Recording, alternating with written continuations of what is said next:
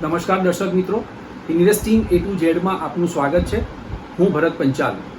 આજે આપણે એવા રોકાણના સાધનની વાત કરવાના છીએ કે જેમાં રોકાણ આપ કરો તો શ્રેષ્ઠ વળતર પણ મળે છે અને સુરક્ષાની પણ જેને કહેવાય કે 100% શ્યોર હોય છે. એની સરકાર પણ ખુદ ગેરંટી આપી રહી છે કે આનું રોકાણ સુરક્ષિત છે. હા, હવે મારે વાત એ કરવી છે આપને કે જો આપે નિવૃત્તિ માટે પ્લાનિંગ કર્યું છે તો ન કર્યું હોય તો આજે જ પીપીએફમાં ખાતું ખોલાવીને આપની બચતનું રોકાણ કરો અને આપનું ભવિષ્ય સુરક્ષિત કરો. તમે દરરોજ નાની નાની રકમની બચત કરી અને તમારા ભવિષ્ય માટે મોટી રકમ જમા કરી શકો છો. માટે સરકારની પીપીએફ યોજના ખૂબ જ લોકપ્રિય છે. તે તમારા બધા સ્વપ્ન પૂરા કરશે.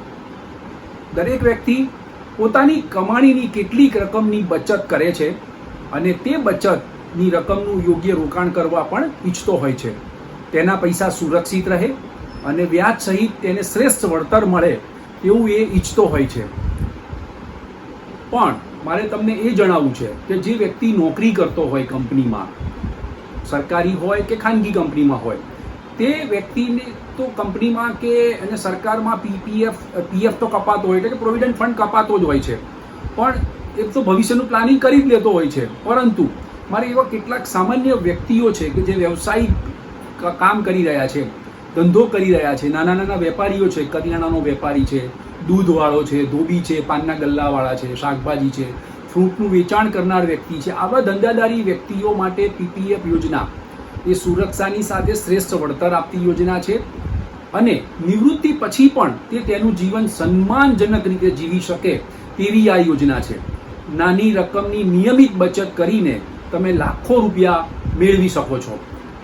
હા, પીપીએફનું આખું નામ તમને જણાવું: પબ્લિક પ્રોવિડન્ટ ફંડ. આ યોજના તમારા માટે જ બનાવી છે. પીપીએફ યોજના એ મોટા ફાયદા આપતી યોજના છે. આમાં પૈસા સુરક્ષિત રહેવાની ગેરંટી ખુદ સરકાર આપતી હોય છે. આપણે આ યોજનામાં વ્યાજની દરની વાત કરીએ તો તમને બી સવાલ થાય કે પીપીએફમાં કેટલા ટકા વ્યાજ મળે. હા, તો પીપીએફમાં જમા રકમ ઉપર 7.1% શાનદાર વ્યાજ મળે છે અને તે પણ જમા રકમની સાથે ચક્રવૃદ્ધિ વ્યાજ મળે છે. ચક્રવૃદ્ધિ વ્યાજ એટલે આગલા વર્ષે જે વ્યાજ જમા થયું તેના ઉપર પણ વ્યાજ જમા થાય છે. એટલે જ્યારે મેચ્યોરિટી આવે ત્યારે તમારી આ જે જમા રકમ છે એમાં ખાસો મોટો વધારો જોવા મળતો હોય છે અને ખૂબ પૈસા વધારે મળતા હોય છે. એટલે મારે જો તમે તમારી નિવૃત્તિનું પ્લાનિંગ કરતા હોય તો પીપીએફ એ ખૂબ સરળ યોજના છે અને સારું રિટર્ન આપતી યોજના છે. માટે આ યોજનામાં રોકાણનો સોદો એ ફાયદાનો સોદો સાબિત થવાનો છે. હા, આપે નિશ્ચય કરવાનો છે કે મારે પીપીએફમાં રોકાણ કરવું છે. પબ્લિક પ્રોવિડન્ટ ફંડ પીપીએફ યોજનાની વાત કરીએ, એની આપણે જાણકારી મેળવીએ કે આ યોજના કેવી રીતે ખાતું ખોલાવી શકાય, કેટલા પૈસા જમા કરાવી શકાય, ક્યારે મેચ્યોરિટી આવે, એ અંગેની વિગતવાર આપણે માહિતી મેળવીએ તો આપ વર્ષમાં ઓછામાં ઓછા 500 રૂપિયા અને વર્ષમાં વધુમાં વધુ 1.5 લાખ રૂપિયા જમા કરી શકો છો. એટલે આટલું રોકાણ તમે કરી શકો. મિનિમમ 500 રૂપિયા અને વધુમાં વધુ 1.5 લાખ રૂપિયા વાર્ષિક તમે આટલી રકમ જમા કરી શકો અને વર્ષમાં એકવાર પણ જમા કરી શકો છો અને વર્ષના 12 મહિના દરમિયાન 12 વખત પણ તમે આમાં જમા કરી શકો તમારી બચતને.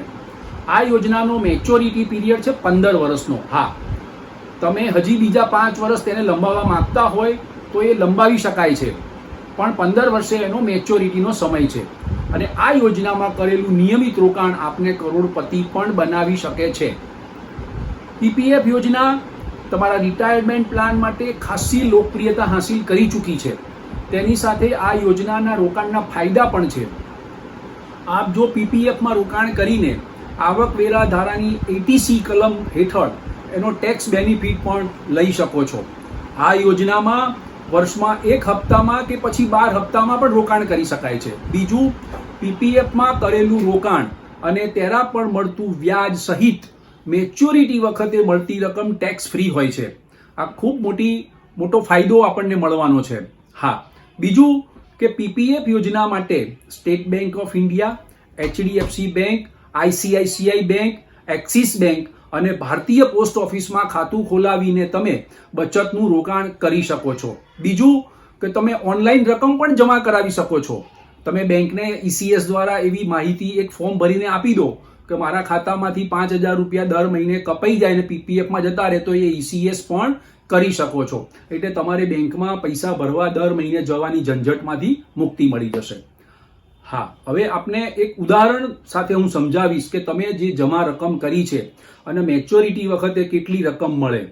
તો આપણે આવા કેટલાક 3 ઉદાહરણ આપણે જોઈશું અને તમને સમજ આપીશ કે ટીપે ટીપે સરોવર કેમ ભરાય. જો તમે દર મહિને રૂપિયા 1100 જમા કરો તો વાર્ષિક તમારી બચત 13,200 રૂપિયા થઈ. એટલે કે તમે પીપીએફમાં દર વર્ષે 13,200 જમા કર્યા. 15 વર્ષ પછી મેચ્યોરિટી વખતે આપનું રોકાણ, આપે જે પૈસા જમા કર્યા છે એ 1,98,000 રૂપિયા થયા.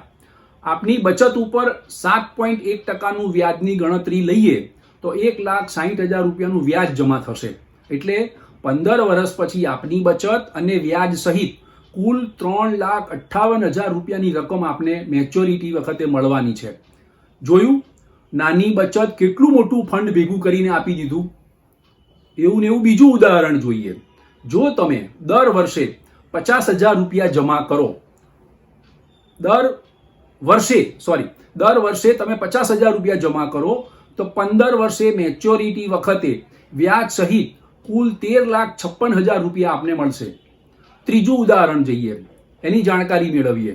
તો ત્રીજું ઉદાહરણ એવું કહી રહ્યું છે કે જો તમે મેક્સિમમ લિમિટ 1.5 લાખ રૂપિયાની છે તો દર વર્ષે તમે 1.5 લાખ રૂપિયાનું બચતનું નિયમિત રોકાણ કરો તો 15 વર્ષે મેચ્યોરિટી વખતે વ્યાજ સહિત આપને 40.68 લાખ રૂપિયા મળશે. એટલે તમે તમારું નિવૃત્તિનું જીવન સન્માનજનક રીતે જીવી શકશો. હા, માત્ર આપે નિશ્ચય કરવાની જરૂર છે કે મારે પીપીએફમાં ખાતું ખોલાવવું છે. બીજી મહત્વની જાણકારી હું એ આપને આપું કે પીપીએફમાં જમા રકમની આપને કોઈ ઇમરજન્સીમાં જરૂરિયાત પડી તો આપ 5 વર્ષ પછી, એટલે કે 6થા વર્ષે 5 વર્ષ પહેલા આપે જે રકમ જમા કરી છે એનો 50% રકમ તમે ઉપાડી શકો છો. આ તો થઈ પીપીએફ યોજના અંગેની તમામ માહિતી. હવે મારે તમને એક નાનકડી ટિપ્સ પણ આપી છે કે પીપીએફ નાની બચતનું શ્રેષ્ઠ વળતર અને સુરક્ષિત યોજના છે. લાંબા ગાળાના બચતની યોજના છે. આપની રિટાયરમેન્ટ લાઈફને વધુ સુંદર બનાવવાની યોજના છે. માટે આપ અત્યારથી જ બચતનું પ્લાનિંગ કરો અને રોકાણ કરો. All the best. મિત્રો, આપને આ માહિતીસભર વિડીયો ગમ્યો હોય તો લાઈક કરજો, શેર કરજો અને સબસ્ક્રાઇબ કરજો. Thank you very much.